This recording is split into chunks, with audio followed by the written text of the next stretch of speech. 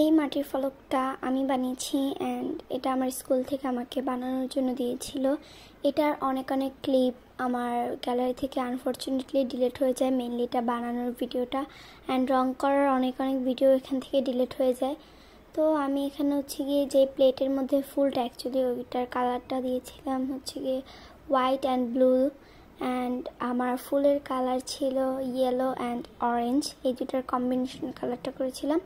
And ফুলের যে মাঝখানের অংশ এখানে আমি ব্ল্যাক অ্যান্ড রেডটা ইউজ করেছি। তো আমার এটা প্রায় করতে 2 থেকে 3 সপ্তাহের মতো টাইম লাগছে, মেনলি যে মাটির কাজটা করা। এটা যেহেতু ফার্স্ট টাইম বানাইছি তো এর জন্য টাইমটাও একটু বেশি লাগছে। অ্যান্ড তোমাদের ভালো লাগলে অবশ্যই কমেন্ট করো।